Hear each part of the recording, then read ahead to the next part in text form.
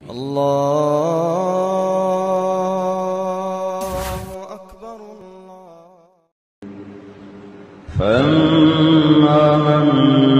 طغى وآثر الحياة الدنيا فإن الجحيم هي المأوى. وأما من خاف مقام ربه ونهى النفس عن الهوى فإن الجنة هي المأوى. يسألونك عن الساعة أيان مرساها فيما أنت من ذكراها إلى ربك منتهاها. إنما أنت منذر من يخشاها كأنهم يوم يرونها لم يلبثوا إلا عشية أو ضحاها. ألف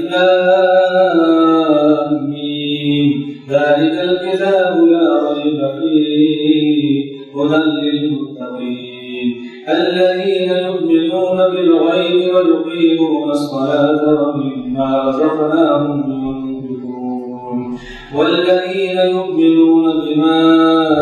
أنزل إليك وما أنزل من قبلك وبالآخرة هم يؤمنون أولئك على هدى من ربهم وأولئك هم المفلحون. كافها يا عين صاد ذكر رحمة ربك عبده زكريا إذ نادى ربه نداء خفيا قال رب إني وهن العظم مني واشتعل الرأس شيبا ولم أكن بدعائك رب شقيا وإني خفت الموالي من ورائي وكانت امرأتي عاقرا فهب لي من لدنك وليا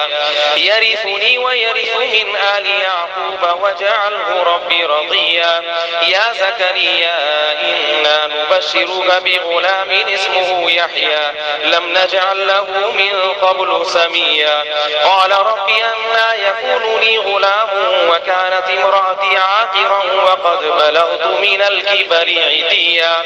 قال كذلك قال ربك هو علي هين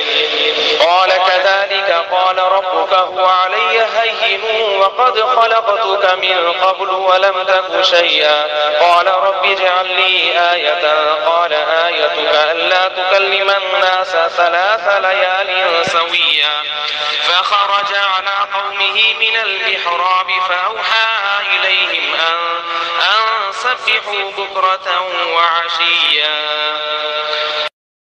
يا يحيى خذ الكتاب بقوة وآتيناه الحكم صبيا وحنانا من لدنا وزكاة وكان تقيا وبرا بوالديه ولم يكن جبارا عصيا وسلام عليه يوم ولد ويوم يموت ويوم يبعث حيا واذكر في الكتاب مريم إذ انتبذت من أهلها مكانا شرقيا فاتخذت من دونهم حجابا فأرسلنا إليها روحنا فتمثل لها بشرا سويا قالت إني أعوذ بالرحمن منك إن كنت تقيا قال إنما أنا رسول ربك لأهب لك غلاما زكيا قالت أنى يكون لي غلام ولم يمسسني بشر ولم أك بغيا قال كذلك قال ربك هو علي هين ولنجعله آية للناس ورحمة منا وكان أمرا مقضيا فحملته فانتبذت به مكانا قصيا فأجاءها فجاءها المخاض إلى جذع النخلة قالت يا ليتني مت قبل هذا وكنت نسيا منسيا فناداها من تحتها ألا تحزني قد جعل ربك تحتك سريا وهزي إليك بجذع النخلة تساقط عليك رطبا جنيا فكلي واشربي وقري عينا فإما ترين من البشر أحدا فقولي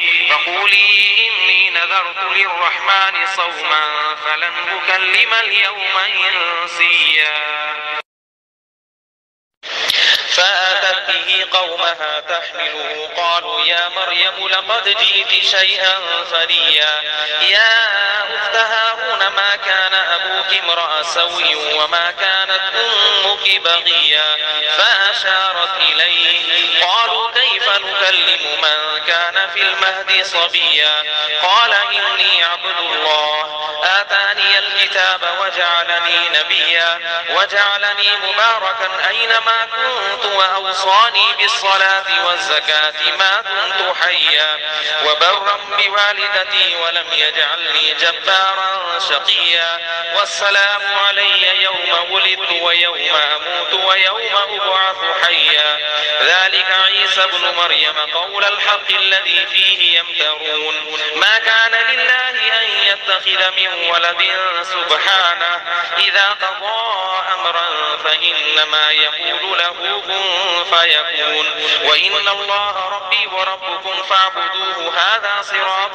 مستقيم فاختلف الأحزاب من بينهم فويل للذين كفروا من مشهد يوم عظيم أسمع بهم وأبصر يوم يأتوننا لكن الظالمون اليوم في ضلال وإذ ابتلى إبراهيم ربه بكلمات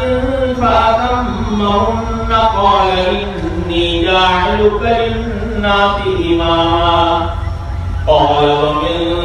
ذريتي قال لا ينال عهد الظالمين وإذ جعلنا البيت مثابة للناس وأمنا واتخذوا من مقام إبراهيم مصلى وعهدنا إلى إبراهيم وإسماعيل أن طهرا بيتي للطائفين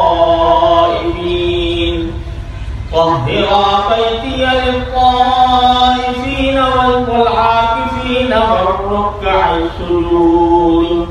وإذ قال إبراهيم رب اجعل هذا بلدا آمنا وارزق أهله من الثمرات من آمن منهم بالله واليوم الآخر قال ومن كفر فأمتعه قليلا ثم أضطره إلى عذاب النار وبئس المصير